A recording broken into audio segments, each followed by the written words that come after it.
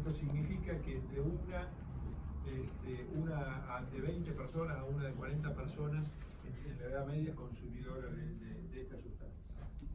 Después del tabaco, lo que más se fuma son las sustancias cannabinoides, pero también se pueden consumir por vía oral y también se pueden consumir por vía transdérmica, que son distintas formas que perfectamente permiten una absorción, aunque con distinta disponibilidad en la sangre. Cuando se lo fuma, no es tan fácil la absorción a través de la barrera alveolo capilar, por lo cual las bocanadas tienen que ser más profundas, mantenerlas y exhalar de manera tal de que se permita una mejor absorción.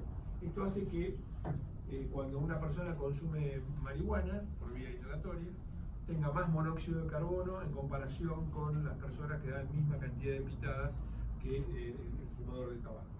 Y hace también que se depositen más componentes relacionados con la combustión que cuando fuma cigarrillos. Esto ya empezamos a ver que es un modelo distinto de exposición. O sea, cuando hablamos de cigarrillo, hablamos de cantidad de cigarrillos que se fuman por día, es un modelo que aceptablemente nos dice qué cantidad de sustancia contenida de nicotina se está recibiendo. O sea, es un modelo bastante ajustado de exposición, aunque no es perfecto. Este modelo es totalmente distinto y además tiene otros componentes. O sea, que empecemos a pensar que cuando hablamos de nicotina y hablamos de THC, fumada ambas, los modelos de exposición van a ser distintos y por lo tanto no debemos esperar los mismos resultados. La otra cosa, que como ya decía Daniel, hoy en día no solamente se consumen cigarrillos o por cookies o por cremas o por aceites, sino que también se inhala a través de cigarrillo electrónico y como van a ver también en los dispositivos de calentar para los quemar. Y esto está disponible entre nosotros. La prevalencia varía, como decíamos, pero el consumo de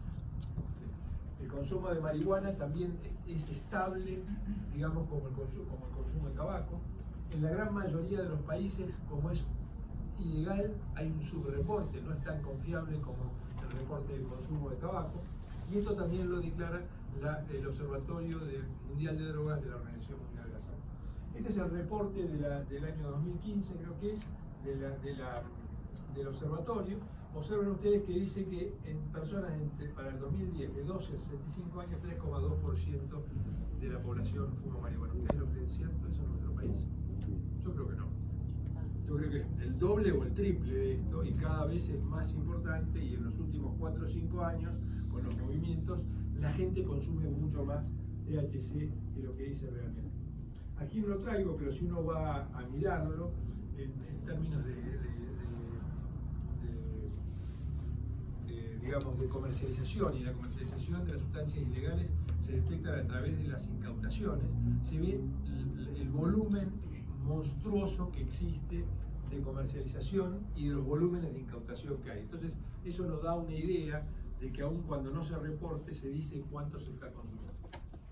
Cuando hablamos de marihuana y de cannabinoides, en realidad tenemos que reconocer que hay dos o tres más importantes, la THC, el CBD y el CBN, pero en realidad hay muchos productos similares a ellos, muchos derivados similares, y que los dos más frecuentes, el THC y el CBD, depende de cómo se manipule la producción de la planta, depende si se le da humedad, si se le da temperatura, si se lo pone en términos de condiciones ideales.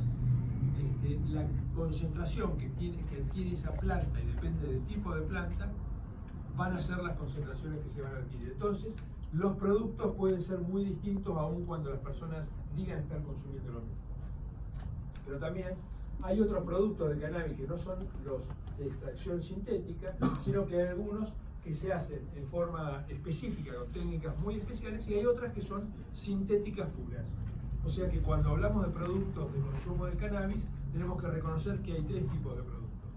Los de producción, aunque sea específica, y de consumo directo, como puede ser un porro, o como puede ser un aceite extraído, aquellos que extraen productos específicos con métodos químicos y tecnológicos, como podría ser un producto farmacológico, digamos, y otro de ellos que son productos sintéticos. Sintéticos que no necesariamente quiere decir que son farmacológicos. El resto de los componentes del humo del cannabis, no nos equivoquemos, La combustión es muy parecida a la combustión del tabaco, excepto por el THC o por la nicotina. Cuando hablamos de cannabinoides, tenemos que saber que dentro de nuestro organismo hay un sistema de endocannabinoides que tienen efectos particulares y que son todos reconocidos, que tienen efectos sobre el sistema inmune hematopoyético, sobre el sistema nervioso central, que aumenta el apetito, que disminuye la ansiedad, que da tranquilidad, que da sosiego, pero también tiene efectos sobre el sistema digestivo, el aparato digestivo. Acá están los compuestos que yo les mencionaba, y algunos de ellos que fueron intentados para ser utilizados en distintos problemas médicos. Por ejemplo, el Rimonabant se utilizó o se intentó con ensayos clínicos para dejar de fumar. Cuando comparamos tabaco y marihuana, nicotina y cannabinoides, fijémonos que provienen los dos de sustancias de plantas naturales, que los componentes que tienen el humo son similares. Recordemos que la marihuana todavía es un producto ilegal y mayormente artesanal, aunque hay muchísimas poblaciones que lo consumían desde hace muchos años. El tabaco es legal e industrial, las sustancias son las que mencionábamos y la forma de consumo ya es lo que estábamos mencionando. La farmacodinamia de los distintos productos es totalmente distinta. Cuando la nicotina tiene una vida media de 2 horas, el THC depende del organismo, depende del metabolismo. Bueno, metabolismo y depende de la cantidad de grasa que tiene un individuo, puede tener un tiempo de vida media muy distinto. Es lipofílico, o sea que no solamente cuando se absorbe, sino que también cuando se metaboliza, se distribuye y se redistribuye, puede depender de alguno de estos aspectos. El metabolismo fundamentalmente es hepático y la excreción también es por heces y por orina, como la nicotina, que es fundamentalmente por eso.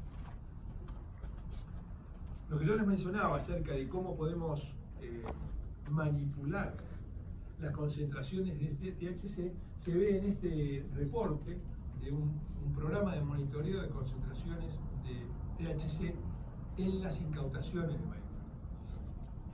Observen, desde 1995 al año 2012 aumentaron 2,5 veces las concentraciones de THC en las incautaciones. ¿Cómo puede ser que una planta natural aumente naturalmente 2,5 veces? No, porque aquellos que lo producen para venderlo, en realidad lo que hacen, lo producen de una manera mucho más eficiente, mucho más efectiva, para aumentar las concentraciones de THC. Y esto lo hacen a través de nuevas semillas, de semillas mejores, de semillas híbridas, pero además de las condiciones en las cuales se cultiva. Es muy parecido a lo que nos mostraba hoy Daniel. No están acá las personas que se relacionan con el tabaco, pero hay popes de la droga que son dedicados a esto. Como decíamos, el THC es lipofílico, alcanza luego en el pulmón de 4 a 10 minutos, es mucho más lento que la nicotina, pero rápidamente aparecen efectos psicotrópicos que duran de 2 a 3 horas. La biodisponibilidad es variable, dependiendo de cómo se fuma, cómo se consume, de las concentraciones, pero también el depósito de la carga. Cuando hablamos de carga de consumo de marihuana, es totalmente distinto a pensar en cómo se consume tabaco. No hay un modelo claro de medición. No hay un modelo claro de medición. Cuando uno escucha a los consumidores, dicen, no, yo fumo un porrito por día, yo me fumo 3 secas de un porro bueno por día que yo produzco con mis propios cogollos, recibe una concentración de THC totalmente distinta. Por lo tanto, debemos reafirmar que tabaco y marihuana son 2 modelos de exposición y componentes de los humos totalmente distintos y que no debemos medirlo por la misma vara. ¿Qué sabemos nosotros de marihuana? Eso tiene que ver con una charla que tuve que dar hace 2 años atrás en el Congreso Europeo, que hacemos el Día Latino. Los voy a invitar mañana para que vengan al Día Latino de este año si tienen la oportunidad de ir. Y ahí hablamos de marihuana, los brasileros, los españoles y nosotros. Hicimos una encuesta de qué sabíamos los médicos latinoamericanos de esto. La gran mayoría decíamos, sabemos mucho, sabemos una torta de marihuana. La verdad es que cuando vamos a ver realmente qué sabemos muy poco, porque la gran mayoría interrogábamos a los pacientes relación al consumo de tabaco, pero la gran mayoría no nos interrogamos sobre el consumo de marihuana a nuestros pacientes. Y además tampoco teníamos en claro algunas de las consecuencias sobre la salud que tiene la marihuana. Y mucho de esto viene de la literatura popular. Los grupos de presión hoy en día están trabajando fuertemente para legalizar la marihuana en el mundo. Y parten no de razones lógicas, y lógicas que ya describía Aristóteles. En la siguiente parte de mi charla vamos a hablar de Aristóteles y de los mecanismos de razonamiento, sino de refutaciones sofísticas o falacias. El pensamiento racional tiene que ver con algunos conceptos que, sumados unos a otros, dan razones y concluyen en una conclusión válida. Las falacias hablan de argumentos que parecen válidos, pero que realmente no lo son. Hay una trampita allí, y vamos a tratar de ver cada una de ellas, que nos permite que a través de argumentos que son o parecen razonables, por distintas circunstancias, dan conclusiones que no lo son. Estas son algunas de las falacias que describió. Aristóteles describió 13, hoy en día se describe más de 50, pero algunas de estas son válidas para analizar en relación al consumo de marihuana y la salud. El primero es argumento ad populum. ¿Qué quiere decir argumento ad populum? Si todo el mundo lo hace, está bien. Si todo el mundo lo hace y lo consume, yo debo aceptar que debe estar bien, porque la mayoría no se equivoca. Mentira. Ejemplo, nazismo en el año 30. Se aceptaba en el mundo las facciones fascistas, pero no estaba bien. Ocurrían cosas, pero no estaba bien. Y otro argumento más sólido es el tabaco hasta la década de los 80. Todo el mundo lo aceptaba, incluso los médicos, y las cosas no iban bien. O sea, que la gran mayoría de las personas consuma o acepte un argumento no necesariamente quiere decir que tengan razón, o que sean sanas, o que sean válidas.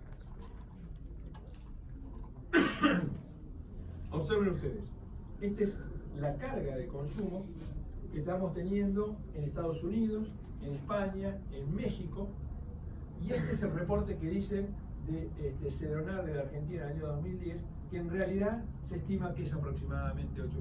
O sea, hoy tenemos una gran cantidad de personas que lo consumen y que además de ello aceptan que no sería tan tóxico. Este es un primer problema que tenemos. Segundo argumento, segunda falacia. Esto es... Sí, es el de medio. La segunda falacia dice argumento por el desconocimiento. Se alega o se dice que no existe evidencia de adicción. Si nosotros comparamos la dependencia y la adicción del THC comparado con la nicotina, no se puede comparar, es la sustancia más adictiva. Si lo comparamos con la heroína o con la cocaína, no se puede comparar, es muy superior. Pero no es cierto que no sea adictiva, es adictiva. Es adictiva porque hay un grupo de personas, hay un grupo que lo consume, digamos, discrecionalmente y socialmente, pero hay un grupo que no puede parar de consumir. Aquí, en esta diapositiva, queremos explicar también que este argumento plantea que la nicotina no es dañina. No es dañina porque se lo intenta comparar con el tabaco, y entre otras explicaciones que se intentan mostrar es cómo, si nosotros comparamos la carga de consumo de tabaco con la función respiratoria, si hacemos algo parecido con la marihuana, no vemos resultados, o incluso puede ser que haya mejor función pulmonar. Uno de los componentes del THC actúa sobre el músculo liso bronquial, y en las primeras 2 horas produce broncodilatación. Si nosotros comparamos un medicamento que es broncodilatador, seguramente vamos a ver mejora de la función pulmonar, pero esto no nos dice nada de la evolución a largo plazo. Y la otra cosa importantísima es que observen ustedes la definición de exposición. 20 paquetes año quiere decir que esta persona fuma 20 cigarrillos por día por lo menos 20 años. 7 joints por año quiere decir que esta persona fumó 7 pitaditas por día durante un año. No podemos ni siquiera empezar a comparar. Esta falacia también empieza a caer cuando empezamos a explorar la consecuencia de la marihuana en poblaciones que fuman solamente marihuana y que no fuman tabaco, que tienen un efecto relacionado con el cáncer de pulmón, aunque se dice que no, pero ese efecto es mucho más pequeño que en comparación con el tabaco. Por supuesto, la inhalación de humo es muchísimo mayor del tabaco que con la marihuana. Y cuando sumamos los dos efectos, se potencia. Generalmente estos consumidores son altamente adictos a las dos sustancias. Se consumen más y por mayor cantidad de tiempo. Uno de los grandes problemas de acá es que muchas veces los que inhalan tabaco, muchas veces los que inhalan marihuana también son consumidores de tabaco. Entonces, el efecto se pierde en el ruido del consumo de tabaco. Habiendo dicho esto, el tabaco empezó a consumirse hace 500 años, digamos, en el Nuevo Mundo, en el Viejo Mundo. Antes se consumía en el Nuevo Mundo. Pero en los últimos 200 años se empezó a industrializar. Y solamente tenemos 50 o 60 años de evidencia de relación con el cáncer de pulmón. Este es el primer estudio publicado en el año 1959 en que en realidad demostraban la relación del consumo de tabaco con el cáncer de pulmón. Tardamos muchos años, incluso en la ciencia médica, para demostrarlo. No debemos esperar que pasen otros 50 años para ver las consecuencias sobre la salud. El otro argumento que estamos observando es el argumento de atacar a la persona, como le pasó a Daniel, para atacar la sustancia de un argumento. Por ejemplo, el cannabis puede ser utilizado en forma no medicinal. Los médicos forma medicinal.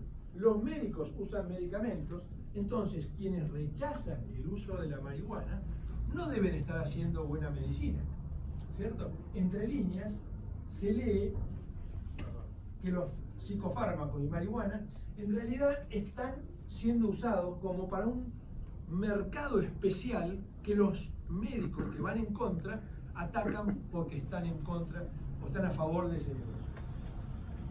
Las empresas farmacéuticas, este es el argumento, torpedean la legislación de la marihuana porque ellos van atrás del buen negocio y quienes están en contra de esto están a favor de esos negocios. El otro argumento es el del hombre de paja. El hombre de paja trata de crear un oponente débil y confusión sobre su argumento. Hay evidencia de que los cannabinoides son de utilidad en la medicina y beneficiosos para estos pacientes. Solamente un necio, un talibán, puede estar en contra de este beneficio. Esto lo escuchamos todos los días. Así es que el oponente débil es la persona que pretendidamente no escucha razones. Y el argumento de eficacia de los cannabinoides para apoyar el uso legal de todas sus formas, en particular para apoyar el consumo recreativo. Van a verlo ahora. Otra forma es la falacia del francotirador. La falacia del francotirador hace que sumemos argumentos apuntados sobre un mismo individuo, sobre una misma persona o sobre una misma organización, de manera tal de mostrar su asertividad. Dianas que apuntan de distintos lugares al mismo individuo. Efectividad clínica, por ejemplo, de los cannabinoides en distintos problemas. ¿Es muy útil para controlar las convulsiones? Probablemente sí. ¿Es muy útil para controlar los cannabinoides, el dolor y la náusea del paciente oncológico? Probablemente sí, ¿cierto? Pero todo esto apunta a legalizar la marihuana para disminuir el consumo de una manera que sea distinta por el narcotráfico, o para defender los derechos del consumidor, evitar la discriminación y despenalizar el consumo.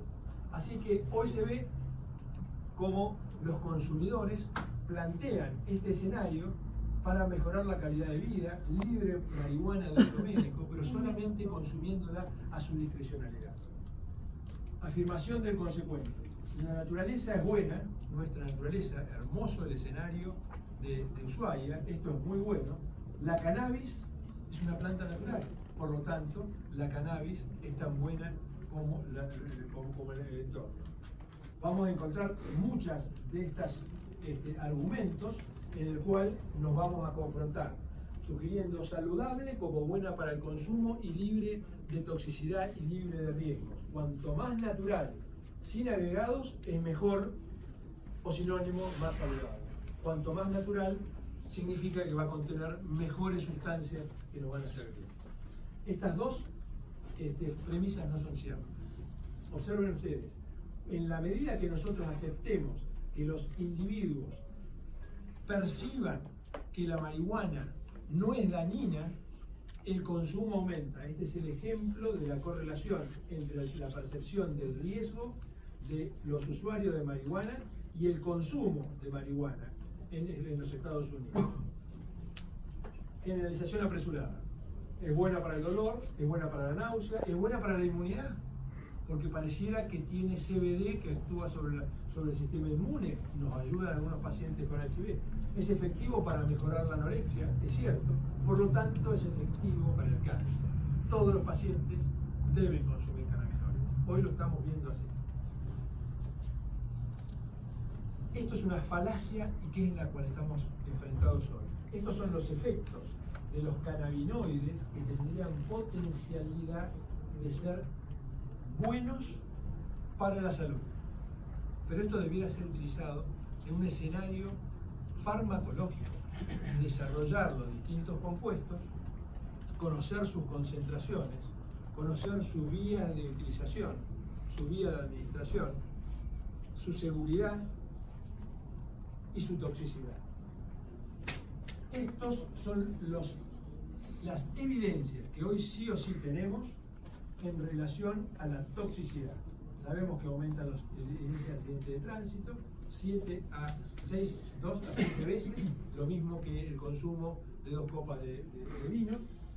Sabemos que produce adicción y que además es la puerta de entrada para otras sustancias ilegales, deteriora el rendimiento intelectual, aumenta los síntomas respiratorios, aunque no pareciera producir a corto plazo deterioro de la función pulmonar, cambia algunos aspectos en relación al humor, si bien tranquiliza, disminuye la depresión, a mediano y largo plazo cambia la hedonia y tiende a tener síntomas depresivos, como decía, tanto en estudios epidemiológicos como en estudios animales, es la puerta de entrada de otras sustancias coexisten. ¿Perdón, doctora? Eso también. También favorece el consumo de alcohol y de tabaco. Hay evidencias pequeñas, pero en crecimiento de aumento de incidencia de cáncer de pulmón y oral. Y hoy en día tenemos 2 evidencias muy fuertes. La última, que no nos vamos a mencionar porque ya hizo referencia a Daniel y en el último mes, la presencia de distrés respiratorio agudo del adulto en aquellos consumidores que consumen derivado de THC con otras sustancias en cigarrillos electrónicos particulares, pero también el riesgo de sangrado cuando se consumen cannabinoides inhalados junto con 2 sustancias que son estimulantes como K2 o Spike. Salió publicado en New England Journal of Medicine del año 2018, en julio, como epidemia de supercoagulantes. Aquellas personas que inhalaban estas sustancias y que le sumaban estas 2 estimulantes tenían supercoagulantes en su cuerpo. Causaron cerca de 20 muertes también en niños. Así que hoy nos enfrentamos con esto.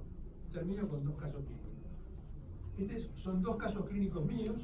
Un señor de 32 años, hombre, de Neuquén, que se le diagnosticó un cáncer de pulmón no a células pequeñas, sin mutaciones, con un performostatus realmente malo. Dejó de fumar el diagnóstico.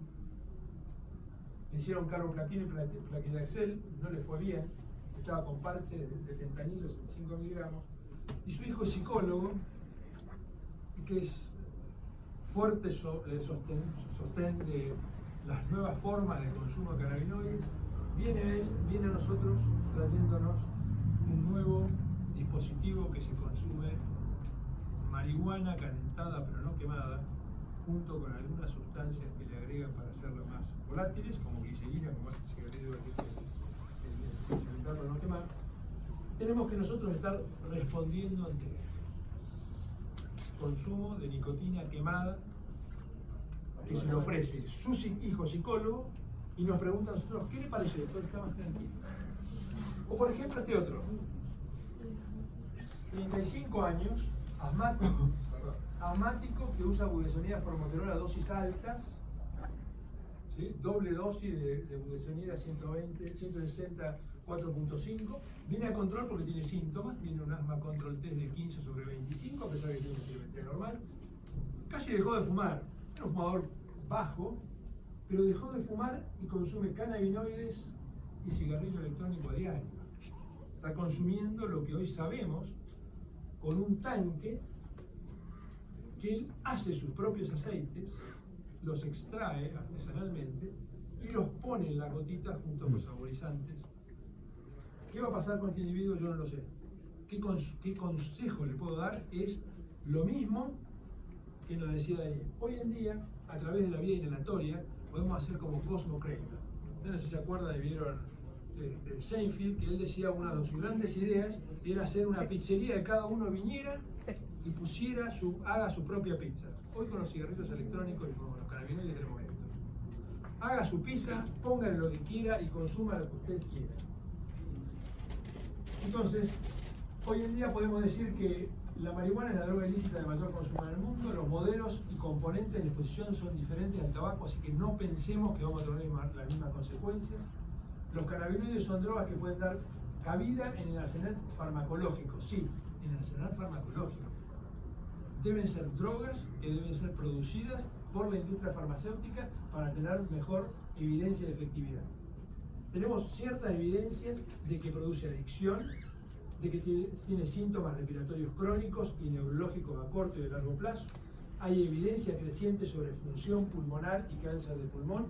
El consumo concurrente de tabaco y la estimación de la magnitud de la exposición son grandes limitantes y los nuevos tipos de consumo, cigarrillo electrónico y calentar pero no quemar, abren nuevos desafíos.